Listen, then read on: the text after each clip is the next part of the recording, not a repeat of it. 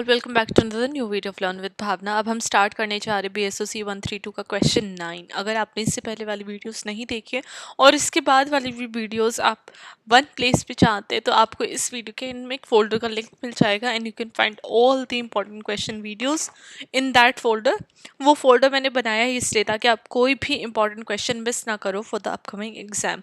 Now question 9 is talking about कि cast क्या है और उसका क्या इम्पैक्ट देखने को मिला है इंडियन सोसाइटी के अंदर, वो हमें बताना है विद एग्जाम्पल्स, राइट। अगर आप सोशोलॉजी के एग्जाम में विद एग्जाम्पल्स के साथ अपने आंसर लिखते हैं, एग्जाम्पल से क्या है जो भी आप पॉइंट मेंशन कर रहे हैं वो और भी ज़्यादा सॉलिडिफाई हो जाते हैं। तो उससे क्या है, you get better marks. Examiner को अगर एग्जाम्पल्स दिखते हैं आपके हर एक पॉइंट पे तो आपके अच्छे मार्क्स मिलने की जो चांसेस हैं वो ज़्यादा बढ़ जाते हैं ना। जब भी हम आप कोई भी आंसर स्टार्ट करोगे तो आपका first paragraph will always be the introduction. तो मैंने इंट्रोडक्शन में मेंशन किया कि जब हम कास्ट की बात करते हैं तो कास्ट एक तरीके से सोसाइटी को स्ट्रेटिफाई कर देता है, डिवीजन ला देता है सोसाइटी के अंदर। और कास्ट सिस्टम हमें हिंदू रिलीजन के अंदर देखने को मिलता है जो कि डीपली इन्फ्लुएंस कर रहा है हमारी इंडियन सोसाइटी के अंदर। GS घोरे इंडियन सोशोलॉजिस्ट, उन्होंने कास्ट को स्टडी किया है। उन्होंने कास्ट को स्टडी करके इंडियन सोसाइटी में उसके 6 डिफाइनिंग फीचर्स बताए हैं जहाँ पे डिवीजन देखने को मिलते हैं, हायरार्की है, रिस्ट्रिक्शंस है सोशल इंटरेक्शन के ऊपर, डिफरेंट प्रिविलेजेस है लोगों के लिए, एंडोगेमी है और ट्रेडिशनल ऑक्यूपेशन कास्ट के बेसिस पे चलती आ रही है। दो कास्ट हम हिंदू सोसाइटी से ओरिजिनेट हुई है, हिंदू सोसाइटी के से निकली है कास्ट, लेकिन उसकी जो इन्फ्लुएंस है वो डिफरेंट कम्युनिटीज़ के अंदर इंडिया में देखी जा सकती है, राइट। अब फीचर्स की बात करें तो सेगमेंटल डिवीजन, सोसाइटी को डिफरेंट डिविजन्स के अंदर बांट दिया जाता है, डिफरेंट हेरिडिटरी ग्रुप्स के अंदर जिनको कास्ट बोलते हैं, जिस हर एक कास्ट का अपना अलग रोल होता है, अलग प्रिविलेजेस होते हैं। एग्जाम्पल, जब हम ट्रेडिशनल 4 वर्ण की बात करते हैं, जो ब्राह्मण प्रीस्ट हैं, राइट, क्षत्रिय वॉरियर्स का काम कर रहे हैं, वैश्य ट्रेडर का काम कर रहे हैं, शूद्र लेबरर्स का काम कर रहे हैं, तो हर एक का अपना अलग रोल है, अपनी हर एक अलग प्रिविलेज है और वो बाय बर्थ वो जो कास्ट है वो डिटरमाइन हो जाती है। देन सेकंड आ जाता है हायरार्की। अब जो कास्ट है उनको डिफरेंट हायरार्कीज में बांटा हुआ है जहाँ पे जो सोशल स्टेटस और एक्सेस टू रिसोर्सेज है वो इस डिटर्मिनेशन से, इस हायरार्की से डिटरमाइन होती है। हिस्टोरिकली देखें तो जो ब्राह्मण थे उनको टॉप पे रखा गया हायरार्की में और दलित को सबसे नीचे रखा गया, जिनको पहले अनटचेबल्स बोला जाता था, राइट। तो हायरार्की कास्ट की वजह से बन गई है इंडियन सोसाइटी के अंदर। वहीं पे थर्ड आ जाता है एंडोगेमी, और जो मैरिजेस हैं वो भी कास्ट की वजह से डिटरमाइन किया जाता है। जो मैरिजेस है उनको रिस्ट्रिक्ट किया जाता है कि within one caste group ही वो जो मैरिजेस है वो ऑकर होंगी, ताकि जो प्योरिटी और सोशल ऑर्डर वाला कॉन्सेप्ट है वो मेंटेन रहे और वो बरकरार रहे। एग्जाम्पल, जब हम इंटर कास्ट मैरिजेस की बात करते हैं तो उसकी जो डिफरेंट कास्ट के अंदर मैरिजेस करनी होती है तो एक रेजिस्टेंस देखने को मिलती है, उससे सोशल स्टिग्मा जुड़ा हुआ होता है। ऑल्दो वो अर्बन एरियाज में ज़्यादा देखने को मिल रही है, अर्बन एरियाज में ज़्यादा इंटरकास्ट मैरिजेस देखने को मिल रही है, दो स्टिग्मा और जो रेजिस्टेंस है उससे अभी भी जुड़ा हुआ है। नाउ ऑक्यूपेशन बेस्ड कास्ट पहले क्या थी, स्पेसिफिक ऑक्यूपेशन से जुड़ी होती थी और वो जनरेशन टू जनरेशन पास होती थी। जैसे जो आर्टिसंस है, पॉटर, ब्लैक स्मिथ, वीवर्स, वो एक स्पेसिफिक कास्ट ग्रुप से ही थे। एंड देन जो उनकी नेक्स्ट अपकमिंग जनरेशन थी वो फिर उन्हीं प्रोफेशंस में लग जाती थी। जैसे जो पॉटर का बच्चा वो पॉटर बनेगा, ब्लैक स्मिथ का ब्लैक स्मिथ बनेगा। इस तरीके से प्रोफेशन बाय बर्थ डिटरमाइन हो जाते थे।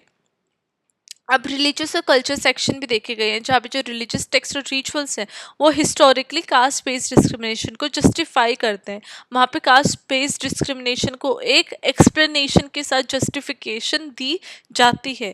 अब कास्ट का जो इम्पैक्ट है सोसाइटी के अंदर वो बहुत ज़्यादा प्रोफाउंड है, जो कि various aspects of Indian society, चाहे वो सोशल, पॉलिटिकल और इकोनॉमिक लाइफ हो, उसको इन्फ्लुएंस करता है।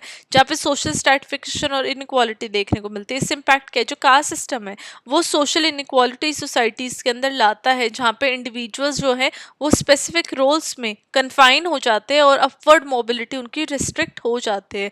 एग्जाम्पल, दलित ने हिस्टोरिकली बहुत ज़्यादा सोशल एक्सक्लूजन फेस किया, अनटचेबिलिटी फेस की है। उनकी जो एजुकेशन और हेल्थ केयर के रिसोर्सेज थे वो भी बहुत ज़्यादा लिमिटेड थे, उनको लिमिटेड एक्सेस थी। वहीं पे एजुकेशन और एम्प्लॉयमेंट पे भी इम्पैक्ट देखने को मिलता है, बिकॉज जो अपर कास्ट थी पहले उनको एजुकेशन एक्सेस थी, they could get better education. तो अगर अच्छे एजुकेशन वो लेते थे तो ऑक्यूपेशन भी उनकी अच्छी मिलती थी, उनको जॉब भी अच्छी मिलती थी।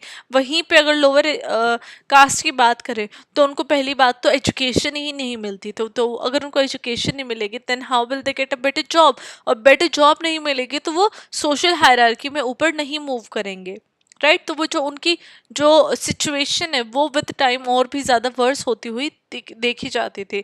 फॉर एग्जाम्पल जब हम बात करते हैं रिजर्वेशन की, जहाँ पे SCs STs के लिए रिजर्वेशन लाई गई थी एजुकेशन में, जॉब में, तो ये सारी जो रिजर्वेशंस थी वो एम कर रही थी इन डिस्पैरिटीज़ को हटाने के लिए, एक इक्विटेबल सोसाइटी बनाने के लिए, equitable and justifiable society in लोगों के लिए क्रिएट करने के लिए। देन थर्ड हमारा आ जाता है सोशल एक्सक्लूजन एंड डिस्क्रिमिनेशन। तो जो प्रैक्टिस थी अनटचेबिलिटी की और कास्ट बेस्ड सेग्रीगेशन थी, उसकी वजह से मार्जिनलाइजेशन देखने को मिली थी सर्टेन कम्युनिटीज़ में। एग्जाम्पल रूरल इंडिया में जो दलित्स थे उनको टेम्पल्स के अंदर वेल्स से पानी लेने के लिए पब्लिक स्पेसेस में जो उनको अलाउड नहीं किया जाता था एंटर करने के लिए। तो ये डिस्पाइट लीगल उनके लिए प्रोटेक्शंस थी, लेकिन ये सारी प्रैक्टिसेस स्टिल इन एरियाज में कंटिन्यू हो रही थी। इन एरियाज में लोग उनको अलाउ नहीं कर रहे थे, अपर कास्ट अलाउ नहीं कर रही थी, ताकि उनको एक इक्वल ट्रीटमेंट मिले। Then political mobilisation. अब कास्ट ने क्या किया, एक सिग्निफिकेंट फैक्टर देखने को मिला इंडियन पॉलिटिक्स में, जहाँ पे पॉलिटिकल आइडेंटिटीज और मूवमेंट शेप की। जैसे कि जो बहुजन समाज पार्टी है उसने पॉलिटिकल असर्शन लगाया दलित्स के ऊपर और बैकवर्ड क्लासेस के ऊपर। नाउ कल्चरल प्रैक्टिसेस भी, जितने सारे फेस्टिवल है, रिचुअल है, डाइटरी हैबिट्स है, वो भी काफ़ी ज़्यादा कास्ट से ही इन्फ्लुएंस थी। जैसे कुछ फूड है, कुछ डाइनिंग प्रैक्टिसेस हैं, चाहे वो शेयरिंग द फूड हो बिटवीन स्पेसिफिक कास्ट, तो कास्ट स्पेसिफिक ट्रेडिशन सेटिंग्स के अंदर देखा गया था सर्टेन फूड और डाइनिंग प्रैक्टिसेस, जो डिफरेंट कास्ट थी उसको डिफरेंट तरीके से मैनेज करती थी और डिफरेंट तरीके से फॉलो किया जाता था। वहीं पे इकोनॉमिक इम्पैक्ट इससे देखा गया, जहाँ पे ऑक्यूपेशन में जो डिवीजन थी उसकी वजह से एक लिमिटेड इकोनॉमिक अपॉर्चुनिटीज मिल रही थी लोअर कास्ट को। एग्जाम्पल जो मैनुअल स्कैवेंजिंग थी जो कि दलित्स करते थे, वो कंटिन्यू होती रही इवन दो लॉज आ गए थे। तो जो ऑक्यूपेशन थी, इकोनॉमिक इम्पैक्ट था, वो भी कास्ट से बहुत ज़्यादा डायरेक्टली लिंक्ड होता हुआ दिखा ना। मॉडर्न चैलेंजेस और चेंजेस क्या देखने को मिले, लीगल और कॉन्स्टिट्यूशनल मेजर आए, जहाँ पर इंडियन कॉन्स्टिट्यूशन ने अनटचेबिलिटी आर्टिकल 17 को अबॉलिश किया और गारंटी की equality for the Dalits as well. Affirmative action policies आ गई जिससे अपलिफ्ट करने की बात की मार्जिनलाइज ग्रुप्स को। एग्जाम्पल रिजर्वेशन पॉलिसीज एजुकेशन के अंदर और एम्प्लॉयमेंट के अंदर for SC STs and OBCs। वहीं पे अर्बनाइजेशन और इकोनॉमिक मोबिलिटी हुई। अर्बनाइजेशन और इकोनॉमिक डेवलपमेंट से क्या हुआ, कास्ट बेस्ड जो ऑक्यूपेशनल रोल थे वो वीक हो गए, जिससे उनको न्यू अपॉर्चुनिटीज़ मिली सोशल मोबिलिटी के लिए। सिटीज़ के अंदर जो कास्ट है उसका लेस रोल होता है प्रोफेशनल सेटिंग में as compared to rural areas. तो इस तरीके से जो बाउंड्रीज थी कास्ट की वो कहीं ना कहीं वीक होती देखी गई in urban settings. Now intercaste marriages, अब इंक्रीजिंग रेट देखने को मिला इंटरकास्ट मैरिजेस में, जिसने ट्रेडिशनल नॉर्म्स को, ट्रेडिशनल रूल्स और रेगुलेशन को चैलेंज किया और फेस किया रेजिस्टेंस को। एग्जाम्पल स्पेशल मैरिज एक्ट निकाला गया 1954 में, जिसने अलाउ किया inter caste and inter religious marriages को। कास्ट बेस्ड वायलेंस हमें देखने को मिली, जहाँ पे लीगल प्रोटेक्शंस की बात हो रही थी, caste based violence still was a significant issue, right. जैसे कि कार्लांजी मस्कारा 2016 में उसने हाईलाइट किया परसिस्टेंस ऑफ कास्ट ऑपरेशन को।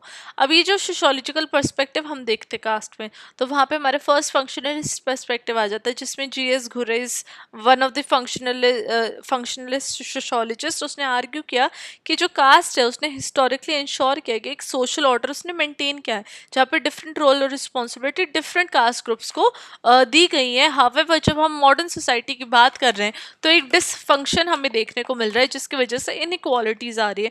कुछ जो पहले जो रोल्स थे, राइट, कुछ जो पहले सोशल ऑर्डर था वो मॉडर्न सोसाइटी के अंदर देखने को नहीं मिल रहा है, वो बाय कास्ट ही मेंटेन किया जाता था, ऐसा GS घुरे का कहना है। वहीं पे कॉन्फ्लिक्ट पर्सपेक्टिव के अंदर मार्क्सिस्ट सोशोलॉजिस्ट व्यू के बोल रहे हैं कि जो कास्ट है वो एक टूल है एक्सप्लॉयटेशन का, जहाँ पे जो अपर कास्ट है वो अपना डोमिनेंस मेंटेन करने के लिए लोअर कास्ट को सप्रेस करती हैं, right. Example agrarian economy in rural India, वहाँ पे डिपेंड करते हैं लेबरर लोअर कास्ट वर्कर्स पे, जहाँ पे इकोनॉमिक इनइक्वालिटी री इन्फोर्स की जाती है, राइट। अब थर्ड हमारा आ जाएगा सिंबॉलिक इंटरेक्शनिज्म। जो कास्ट है वो इन्फ्लुएंस कर रहा है सोशल इंटरेक्शनिज्म को, जहाँ पे जो आइडेंटिटी फॉर्मेशन है वो इंडिविजुअल अपने आप को नहीं देखते बट दूसरों के थ्रू अपनी जो डेली लाइफ है, जो अपनी आइडेंटिटी है उसको शेप कर रहे हैं। अब लास्ट में आपको हर आंसर के बाद कंक्लूजन लिखने हैं। कंक्लूजन में मैंने यहाँ मेंशन किया कि जब हम कास्ट सिस्टम देखते हैं तो वो डीपली इंडियन सोसाइटी के अंदर बसा हुआ है, जहाँ पे वो सोर्स भी है सोशल कोहेजन का, लोगों को एक साथ भी लाता है, लेकिन उसकी वजह से इनइक्वालिटीज़ भी देखने को मिलती हैं।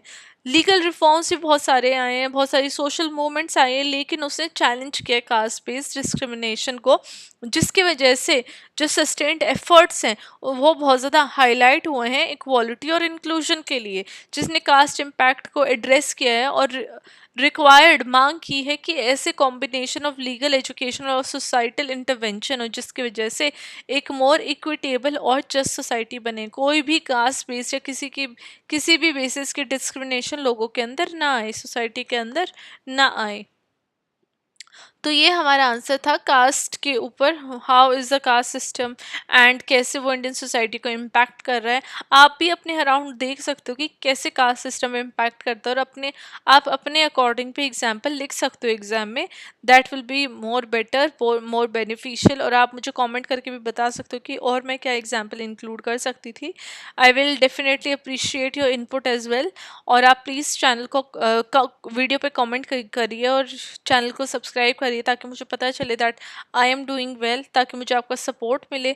वीडियो को लाइक करिए, अपने फ्रेंड्स के साथ शेयर भी कीजिए, and I will see you very very soon with question 10 of BSOC 132। Till then study well, study hard, and all the very best for your exam.